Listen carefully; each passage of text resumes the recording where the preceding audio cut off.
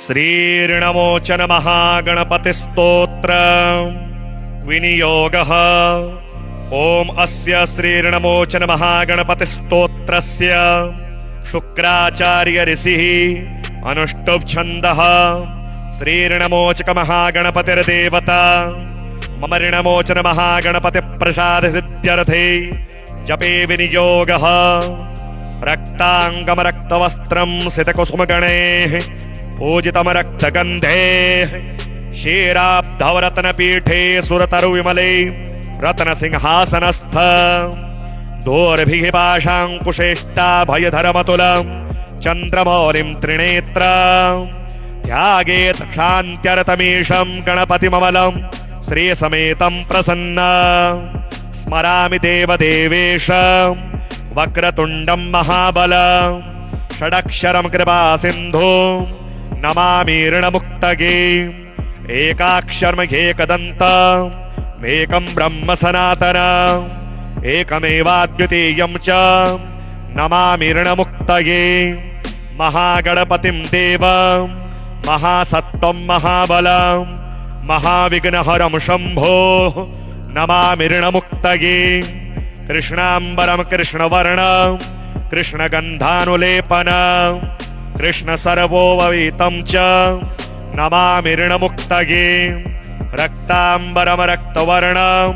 रक्तगन्धानुलेपनं रक्तपुष्पप्रियं देवं नमामि ऋणमुक्तये। पीताम्बरं पीतवर्णं पीतगन्धानुलेपनं पीतपुष्पप्रियं देवं नमामि ऋणमुक्तये। धूम्राम्बरं धूम्रवर्णं धूम्रगन्धानुलेपनं होमधूमप्रियं देवं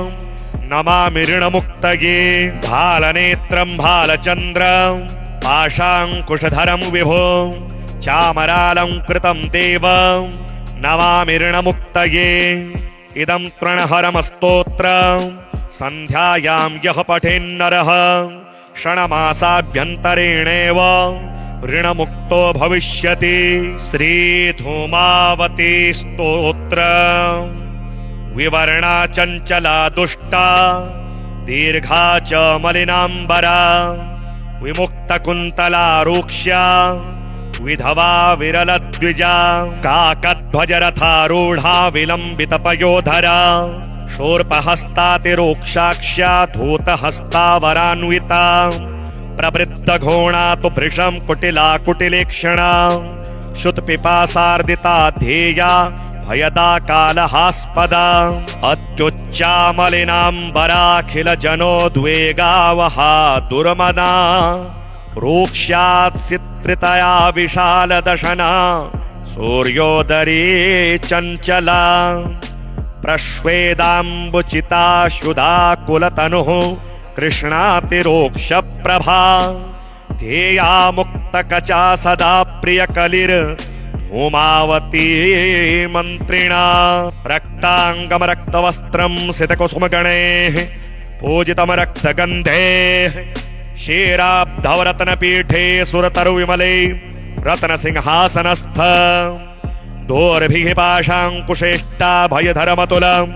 चन्द्रमौलिं त्रिनेत्रं ध्यायेत् शान्त्यरतमीशं गणपतिममलं श्रीसमेतं प्रसन्नं। स्मरामि देवदेवेशं वक्रतुण्डं महाबलं षडक्षरं कृपासिन्धुं नमामि ऋणमुक्तये। एकाक्षरमेकदन्तम् एकं ब्रह्म सनातनम् एकमेवाद्वितीयं च नमामि ऋणमुक्तये। महागणपतिं देवं महासत्त्वं महाबलं महाविघ्नहरं शम्भो नमामि ऋणमुक्तये। कृष्णाम्बरं कृष्णवर्णं कृष्णगन्धानुलेपनं कृष्णसर्वोपवीतं च नमामि ऋणमुक्तये। रक्ताम्बरं रक्तवर्णं रक्तगन्धानुलेपनं रक्तपुष्पप्रियं देवं नमामि ऋणमुक्तये। पीताम्बरं पीतवर्णं पीतगन्धानुलेपनं पीतपुष्पप्रियं देवं नमामि ऋणमुक्तये। धूम्राम्बरं धूम्रवर्णं धूम्रगन्धानुलेपनं होमधूमप्रियं देवं नमामि ऋणमुक्तये भालनेत्रं भालचन्द्रं पाशाङ्कुशधरं विभुं चामरालङ्कृतं देवं नमामि ऋणमुक्तये इदं तृणहरमस्तोत्रं सन्ध्यायां यः पठेन्नरः षण्मासाभ्यन्तरेणेव ऋणमुक्तो भविष्यति। श्रीधूमावती स्तोत्रम् विवर्णा चञ्चला दुष्टा दीर्घा च मलिनाम्बरा विमुक्तकुन्तला रूक्ष्या विधवा विरलद्विजा काकध्वजरथारूढा विलम्बितपयोधरा शूर्पहस्तातिरोक्षाक्ष्या धूतहस्ता वरान्विता प्रवृद्धघोणा तु भृशं कुटिला कुटिलेक्षणा श्रुतपिपासार्दिता ध्येया भयदा कालहास्पदा अत्युच्चामलिनाम्बराखिलजनोद्वेगावहा दुर्मदा रूक्ष्यात्सित्रितया विशालदशना सूर्योदरी चञ्चला प्रश्वेदाम्बुचिता शुदा कुलतनुः कृष्णातिरोक्षप्रभा ध्येया मुक्तकचा सदा प्रियकलिर्धूमावती मन्त्रिणा रक्ताङ्गं रक्तवस्त्रं सितकुसुमगणैः पूजितं रक्तगन्धैः क्षीराब्धवरत्नपीठे सुरतरुविमले रत्नसिंहासनस्थ दोर्भिः पाशाङ्कुशेष्टाभयधरमतुलं चन्द्रमौलिं त्रिनेत्रं ध्यायेत् शान्त्यर्थमीशं गणपतिममलं श्रीसमेतं प्रसन्नं स्मरामि देवदेवेशं वक्रतुण्डं महाबलं षडक्षरं कृपासिन्धुं नमामि ऋणमुक्तये एकाक्षरमेकदन्तम् एकं ब्रह्म सनातनम् एकमेवाद्वितीयं च नमामि ऋणमुक्तये महागणपतिं देवं महासत्त्वं महाबलं महाविघ्नहरं शम्भोः नमामि ऋणमुक्तये कृष्णाम्बरं कृष्णवर्णं कृष्णगन्धानुलेपनं कृष्णसर्वोपवीतं च नमामि ऋणमुक्तये रक्ताम्बरं रक्तवर्णं रक्तगन्धानुलेपनं रक्तपुष्पप्रियं देवं नमामि ऋणमुक्तये पीताम्बरं पीतवर्णं पीतगन्धानुलेपनं पीतपुष्पप्रियं देवं नमामि ऋणमुक्तये धूम्राम्बरं धूम्रवर्णं धूम्रगन्धानुलेपनं होमधूमप्रियं देवं नमामि ऋणमुक्तये भालनेत्रं भालचन्द्रं पाशाङ्कुशधरं विभुं चामरालङ्कृतं देवं नमामि ऋणमुक्तये इदं तृणहरमस्तोत्रं सन्ध्यायां यः पठेन्नरः षण्मासाभ्यन्तरेणेव ऋणमुक्तो भविष्यति। श्रीधूमावती स्तोत्रम् विवर्णा चञ्चला दुष्टा दीर्घा च मलिनाम्बरा विमुक्तकुन्तला रूक्ष्या विधवा विरलद्विजा काकध्वजरथारूढा विलम्बितपयोधरा शूर्पहस्तातिरोक्षाक्ष्या धूतहस्ता वरान्विता प्रवृद्धघोणा तु भृशं कुटिला कुटिलेक्षणा श्रुतपिपासार्दिता ध्येया भयदा कालहास्पदा अत्युच्चामलिनाम्बराखिलजनोद्वेगावहा दुर्मदा रूक्ष्यात्सित्रितया विशालदशना सूर्योदरी चञ्चला प्रश्वेदाम्बुचिता शुदा कुलतनुः कृष्णातिरोक्षप्रभा ध्येया मुक्तकचा सदा प्रियकलिर्धूमावती मन्त्रिणा रक्ताङ्गं रक्तवस्त्रं सितकुसुमगणैः पूजितं रक्तगन्धैः क्षीराब्धवरत्नपीठे सुरतरुविमले रत्नसिंहासनस्थ दोर्भिः पाशाङ्कुशेष्टाभयधरमतुलं चन्द्रमौलिं त्रिनेत्रं ध्यायेत् शान्त्यर्थमीशं गणपतिममलं श्रीसमेतं प्रसन्न स्मरामि देवदेवेश वक्रतुण्डं महाबलं षडक्षरं कृपासिन्धु नमामि ऋणमुक्तये एकाक्षरमेकदन्तम् एकं ब्रह्म सनातनम् एकमेवाद्वितीयं च नमामि ऋणमुक्तये महागणपतिं देवं महासत्त्वं महाबलं महाविघ्नहरं शम्भो नमामि ऋणमुक्तये कृष्णाम्बरं कृष्णवर्णं कृष्णगन्धानुलेपनं कृष्णसर्वोपवीतं च नमामि ऋणमुक्तये रक्ताम्बरं रक्तवर्णं रक्तगन्धानुलेपनं रक्तपुष्पप्रियं देवं नमामि ऋणमुक्तये पीताम्बरं पीतवर्णं पीतगन्धानुलेपनं पीतपुष्पप्रियं देवं नमामि ऋणमुक्तये धूम्राम्बरं धूम्रवर्णं धूम्रगन्धानुलेपनं होमधूमप्रियं देवं नमामि ऋणमुक्तये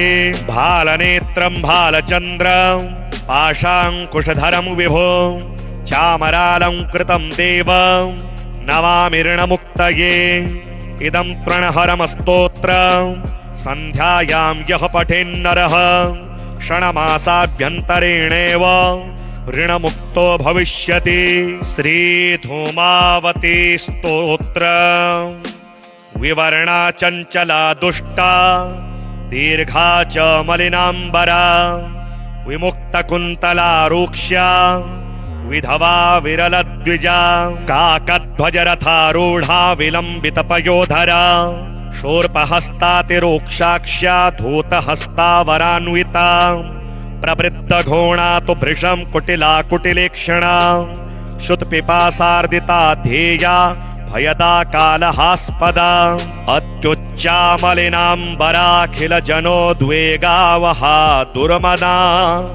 रूक्ष्यात्सित्रितया विशालदशना सूर्योदरी चञ्चला प्रश्वेदाम्बुचिता शुदा कुलतनुः कृष्णातिरोक्षप्रभा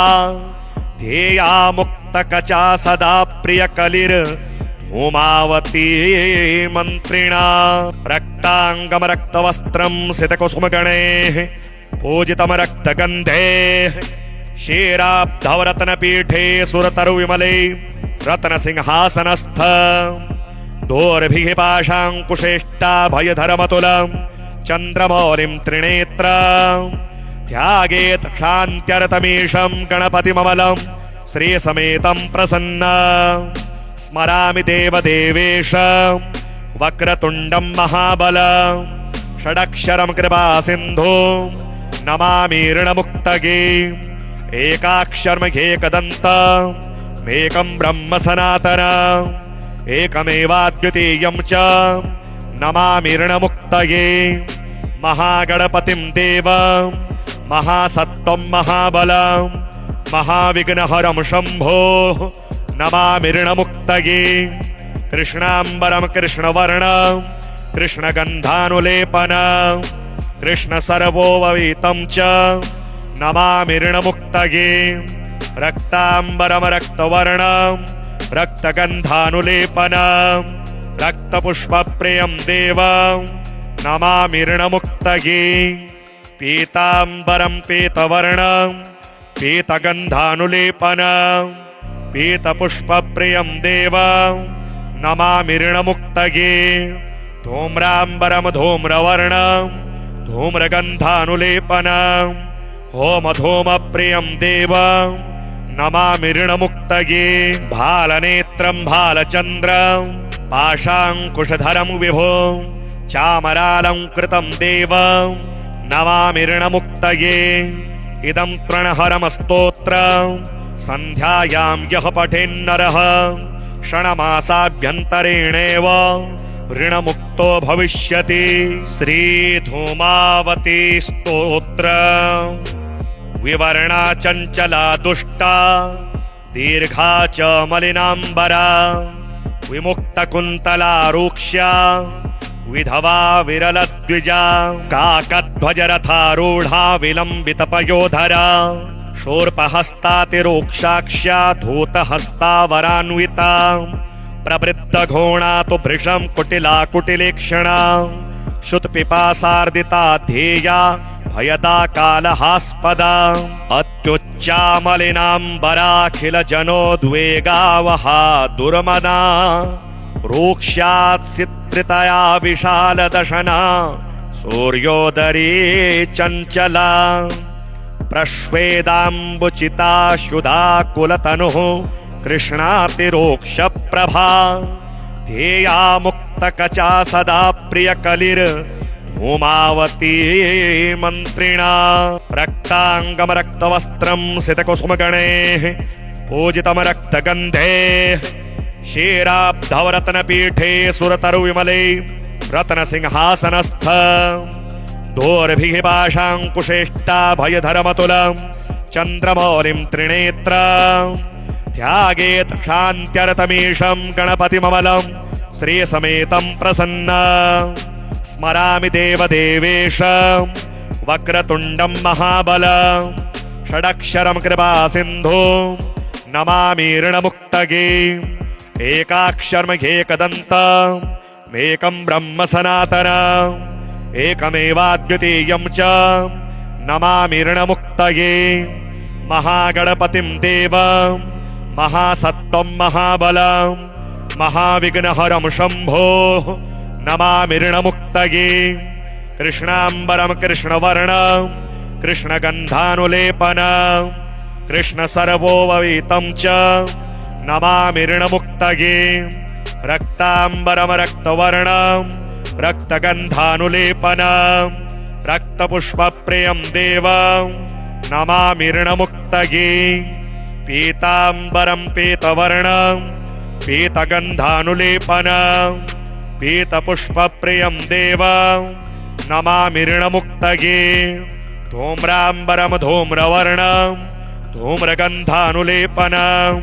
होमधूमप्रियं देवं नमामि ऋणमुक्तये भालनेत्रं भालचन्द्रं पाशाङ्कुशधरं विभुं चामरालङ्कृतं देवं नमामि ऋणमुक्तये इदं तृणहरमस्तोत्रं सन्ध्यायां यः पठेन्नरः षण्मासाभ्यन्तरेणेव ऋणमुक्तो भविष्यति श्रीधूमावती स्तोत्रम्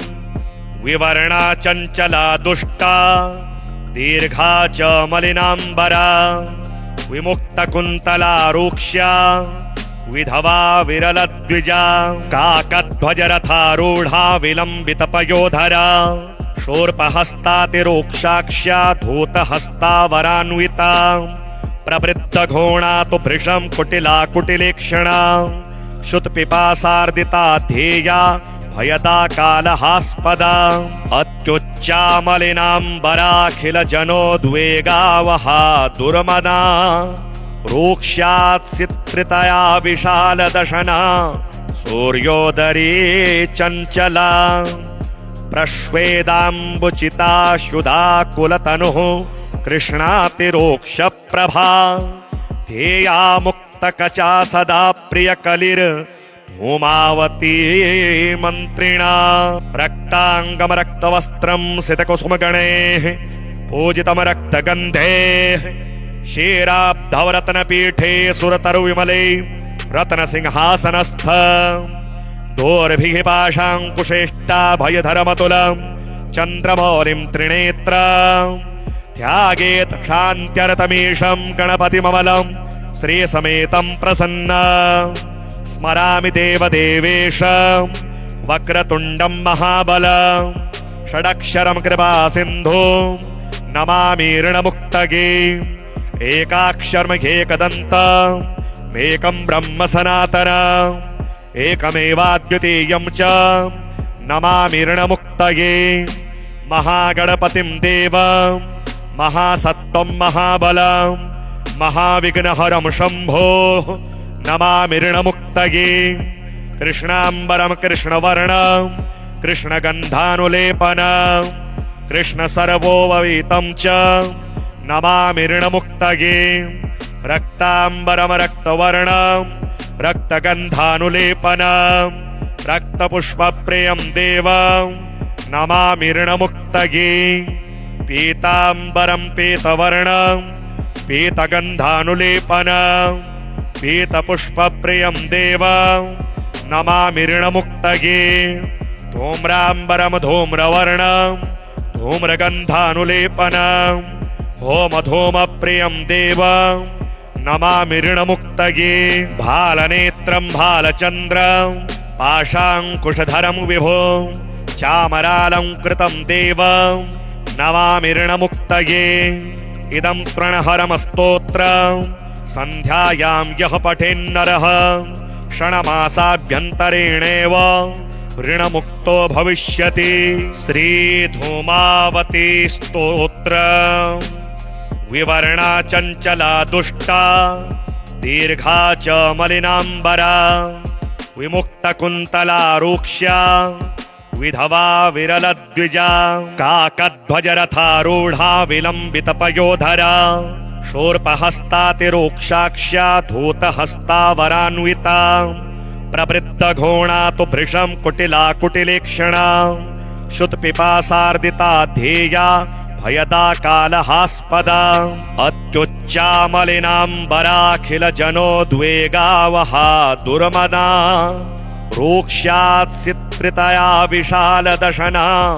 सूर्योदरी चञ्चला प्रश्वेदाम्बुचिता शुदाकुलतनुः कृष्णातिरोक्षप्रभा ध्येया मुक्तकचा सदा प्रियकलिर्धूमावती मन्त्रिणा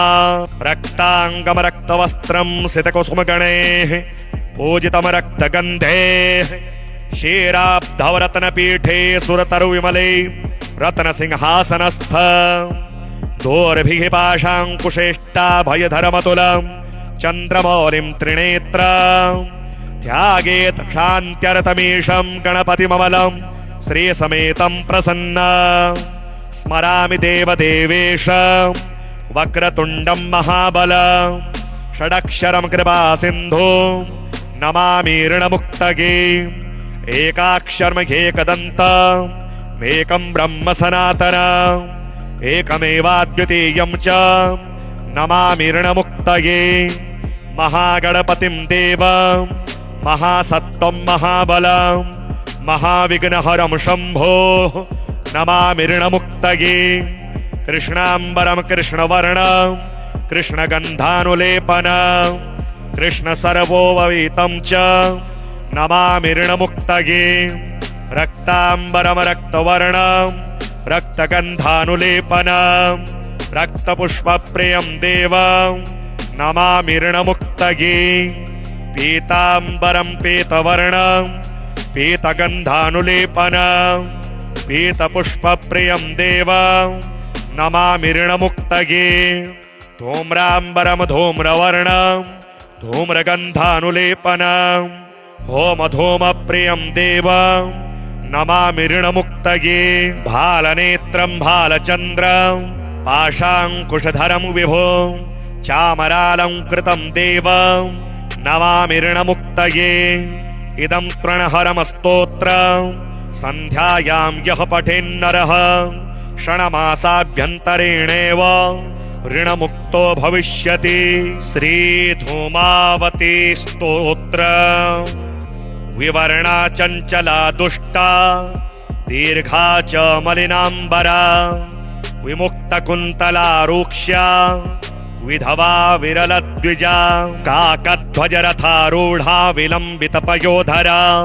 शूर्पहस्तातिरोक्षाक्ष्या धूतहस्तावरान्विता प्रवृद्धघोणा तु भृशं कुटिला कुटिलेक्षणा शुत्पिपासार्दिता ध्येया भयदा कालहास्पदा अत्युच्चा मलिनाम्बराखिलजनोद्वेगावहा दुर्मदा रूक्ष्यात्सित्रितया विशालदशना सूर्योदरी चञ्चला प्रश्वेदाम्बुचिता शुदाकुलतनुः कृष्णातिरोक्षप्रभा ध्येया मुक्तकचा सदा प्रियकलिर् धूमावती मन्त्रिणा रक्ताङ्गम रक्तवस्त्रं सितकुसुमगणैः पूजितं रक्तगन्धैः क्षीराब्धवरत्नपीठे सुरतरुविमले रत्नसिंहासनस्थ दोर्भिः पाशाङ्कुशेष्टाभयधरमतुलं चन्द्रमौलिं त्रिनेत्रं ध्यायेत् शान्त्यरतमीशं गणपतिममलं श्रीसमेतं प्रसन्नं स्मरामि देवदेवेशं वक्रतुण्डं महाबलं षडक्षरं कृपासिन्धुं नमामि ऋणमुक्तये एकाक्षरमेकदन्तम् एकं ब्रह्म सनातनम् एकमेवाद्वितीयं च नमामि ऋणमुक्तये महागणपतिं देवं महासत्त्वं महाबलं महाविघ्नहरं शम्भो नमामि ऋणमुक्तये कृष्णाम्बरं कृष्णवर्णं कृष्णगन्धानुलेपनं कृष्णसर्वोपवीतं च नमामि ऋणमुक्तये रक्ताम्बरं रक्तवर्णं रक्तगन्धानुलेपनं रक्तपुष्पप्रियं देवं नमामि ऋणमुक्तये पीताम्बरं पीतवर्णं पीतगन्धानुलेपनं पीतपुष्पप्रियं देवं नमामि ऋणमुक्तये धूम्राम्बरं धूम्रवर्णं धूम्रगन्धानुलेपनं होमधूमप्रियं देवं नमामि ऋणमुक्तये भालनेत्रं भालचन्द्रं पाशाङ्कुशधरं विभुं चामरालङ्कृतं देवं नमामि ऋणमुक्तये इदं प्रणहरमस्तोत्रं सन्ध्यायां यः पठेन्नरः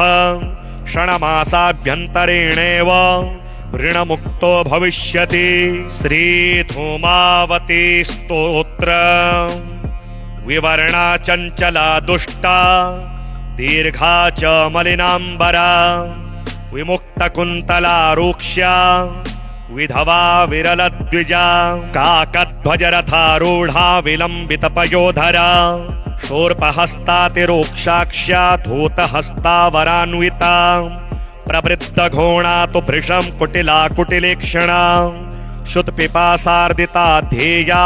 भयदा कालहास्पदा अत्युच्चामलिनाम्बराखिलजनोद्वेगावहा दुर्मदा रूक्ष्यात्सित्रितया विशालदशना सूर्योदरी चञ्चला प्रश्वेदाम्बुचिता शुदा कुलतनुः कृष्णातिरोक्षप्रभा ध्येया मुक्तकचा सदा प्रियकलिर्धूमावती मन्त्रिणा रक्ताङ्गम रक्तवस्त्रं सितकुसुमगणैः पूजितं रक्तगन्धैः क्षीराब्धवरत्नपीठे सुरतरुविमले रत्नसिंहासनस्थ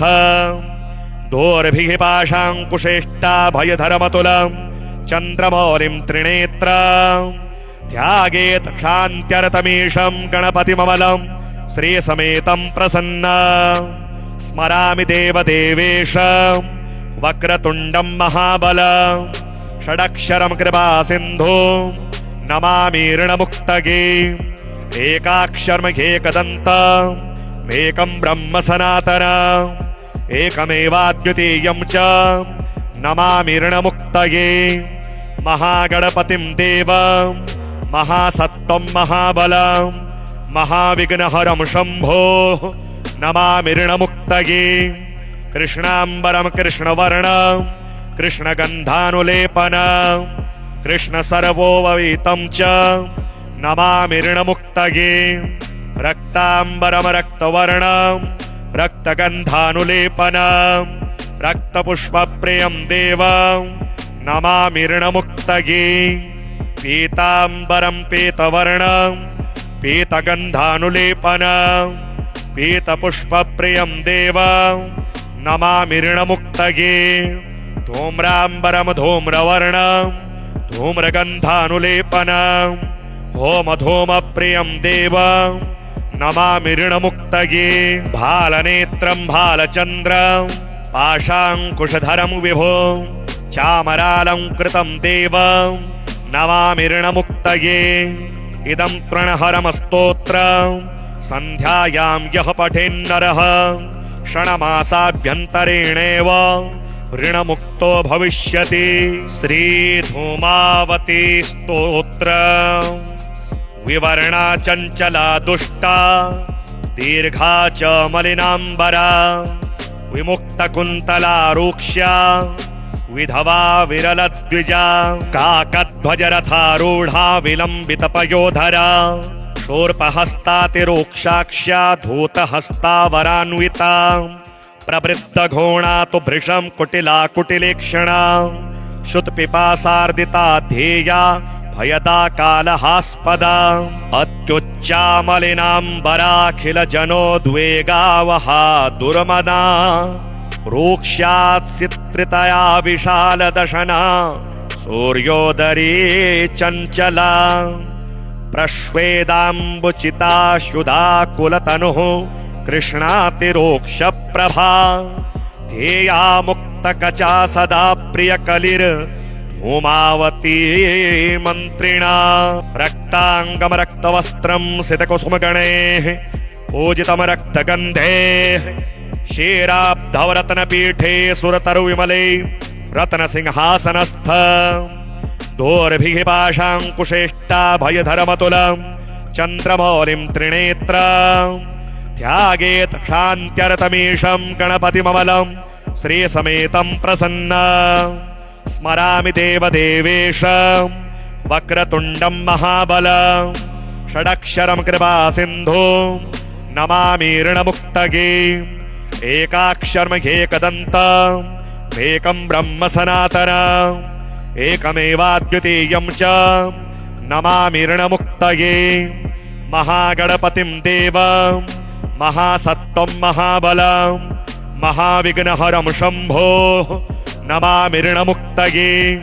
कृष्णाम्बरं कृष्णवर्णं कृष्णगन्धानुलेपनं कृष्णसर्वोपवीतं च नमामि ऋणमुक्तये रक्ताम्बरं रक्तवर्णं रक्तगन्धानुलेपनं रक्तपुष्पप्रियं देवं